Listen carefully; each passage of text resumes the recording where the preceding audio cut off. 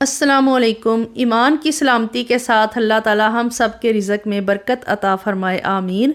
देगी बीफ यखनी पुलाव की शानदार और हर दिल अजीज़ रेसिपी लेकर मैं हाज़िर हूँ। बग़ैर टाइम ज़ाया किए अपनी रेसिपी शुरू करती हूँ। बिस्मिल्लाहिर्रहमानिर्रहीम।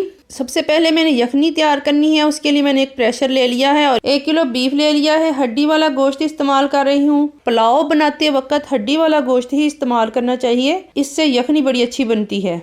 साबुत गरम मसाला इस्तेमाल कर रही हूँ जो कि बहुत ज़रूरी इंग्रेडिएंट है पुलाव का। 3 पत्ते तेज़पात के लिए हैं, 8 से 10 लौंग ले लिए हैं, 1 चाय की चम्मच सौंफ इस्तेमाल कर रही हूँ। इससे पुलाव बहुत मज़े का और खुशबूदार बनता है। 3 बड़ी इलायची ले ली हैं, 3 से 4 छोटी सब्ज़ इलायची इस्तेमाल की है, थोड़ी सी दालचीनी ली है, 1 छोटी चाय की चम्मच साबुत धनिया लिया है, 1 चम्मच ही मैंने सफ़ेद ज़ीरा का इस्तेमाल किया है। काला ज़ीरा भी इस्तेमाल करें तो उससे भी पुलाव बहुत अच्छा बनता है। 1 छोटी प्याज ले ली है, 4 हिस्सों में काट कर शामिल कर दूंगी। 1 इंच अदरक का टुकड़ा धोकर साबुत शामिल कर रही हूँ। साबुत लहसुन भी इसमें डाल दूंगी। 2 किलो पानी इसमें शामिल कर दूंगी। पहले यखनी निकालनी है, इसलिए पानी थोड़ा ज्यादा इस्तेमाल कर रही हूँ ताकि अच्छी तरह यखनी निकल जाए। 3 बड़े चम्मच नमक शामिल कर रही हूँ। 1 किलो चावल के हिसाब से मैंने नमक शामिल किया है। यखनी में नमक साथ ही डाल दूंगी, इससे गोश्त भी नमकीन हो जाता है। अब अच्छी तरह मिक्स करके 20 मिनट के लिए मैं प्रेशर लगा दूंगी। यखनी में गरम मसाला साबुत डालने से यखनी का जो जायका होता है वो बिल्कुल मुनफरिद हो जाता है। प्रेशर को लगे हुए 20 मिनट हो चुके हैं। प्रेशर की स्टीम को पहले निकाल कर मैं प्रेशर का ढक्कन उतार दूंगी। माशाल्लाह बहुत ही प्यारी यखनी की लुक आ रही है, खुशबू भी बहुत अच्छी आ रही है।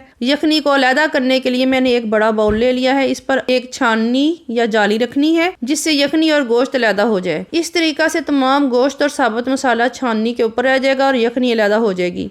कितना अच्छा सा गोश्त तैयार हुआ है। और पुलाव में गोश्त कच्चा हो तो पुलाव अच्छा भी नहीं बनता। यखनी अच्छी तरह निकल चुकी है। अब बाउल को एक साइड पर रख देती हूँ। एक प्लेट ले ली है, गोश्त को निकाल कर उसमें रखती जाऊंगी। साबुत मसाले की अब जरूरत नहीं है, उसका तमाम असर यखनी में निकल चुका है, इसलिए मैं उसको निचोड़ कर फेंक दूंगी। गोश्त से मैंने जो एक्स्ट्रा हड्डियां थी वो निकालनी है। अब पुलाव की तरफ आती हूँ। एक देगची ले ली है, इसमें आध कप ऑयल का शामिल कर रही हूँ। थोड़ा गर्म होने पर 2 दरमियाने साइज के प्याज लिए थे वो काट कर शामिल कर दूंगी और प्याज को गोल्डन फ्राई होने के लिए रख दूंगी। जब गोल्डन ब्राउन हो जाएगा थोड़ा सा पानी डाल दूंगी और मिक्स करती जाऊंगी। मुझे जरा ज्यादा गोल्डन ब्राउन अच्छा लगता है, इसलिए मैंने थोड़ा ज्यादा किया है। आप इसको हल्का ब्राउन भी कर सकते हैं। पानी डालने के 1-2 मिनट बाद चम्मच चला दूंगी और उसके जो गोश्त अलहदा करके रखा हुआ था वो इसमें शामिल करके इसको अच्छी तरह मिक्स कर दूंगी। 2 अदद दरमियानी टमाटर काट कर शामिल कर रही हूँ। 1 बड़ी चम्मच लहसुन का पेस्ट लिया है और 1 बड़ी चम्मच ही अदरक का पेस्ट इसमें शामिल कर दूंगी। 2 से 3 मिनट सिर्फ भूनना है, ज्यादा नहीं भूनना। फिर जो मैंने यखनी निकाल के अलहदा रखी हुई थी चावलों के मिकदार के हिसाब से वो इसमें शामिल कर दूंगी। यखनी कम थी इसलिए मैंने थोड़ा सा पानी इसमें शामिल कर दिया है, आप भी पानी शामिल कर सकते हैं। 1 बड़े टमाटर की मैंने प्यूरी बना के रखी हुई थी वो भी इसमें जाएगी।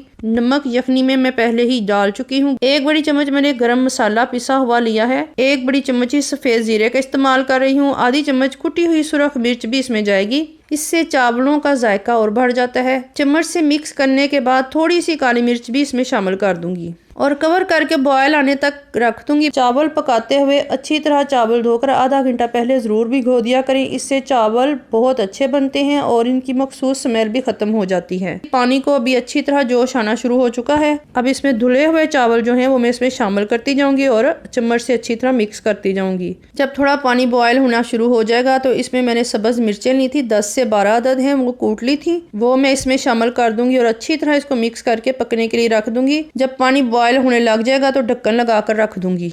बहुत ही मजे की खुशबू फैली हुई है। चावलों की कंडीशन को देख लेते हैं, काफी हद तक पानी खुश्क हो चुका है। आहिस्ता से चम्मच की मदद से चावलों को हिला दूंगी। 2-3 लेमन मैंने कतले काट कर रख लिए थे वो इसके ऊपर फैला दूंगी, इससे चावलों का टेस्ट और अच्छा हो जाता है। अब मैंने चम्मच का इस्तेमाल नहीं करना था, इसलिए आखिर में लीमू और 2-3 सब्ज मिर्चें इसके ऊपर काट कर फैला दूंगी। पानी खुश्क हो चुका है और चावल भी तकरीबन तैयार हो चुके हैं। सिर्फ 5 मिनट के लिए चावलों को मैं दम पर रख दूंगी। सब्ज मिर्चों की खुशबू पुलाव में बहुत ही जबरदस्त लगती है, जिससे भूख और बढ़ जाती है। दम खोलने का वक्त हो चुका है। माशाल्लाह बहुत ही खुशबूदार और निखरे निखरे से चावल बने हैं। ये मैं गारंटी से कह सकती हूँ कि इस यखनी पुलाव के बाद आप बिरयानी की बजाय पुलाव बनाना ज्यादा पसंद करेंगे। ये पुलाव आप जरूर बनाइएगा और घर वालों को भी खिलाकर तारीफ समेटें और अपनी कीमती राय से आगाह करते हुए मुझे अपनी दुआओं में याद रखिएगा। अल्लाह हाफिज।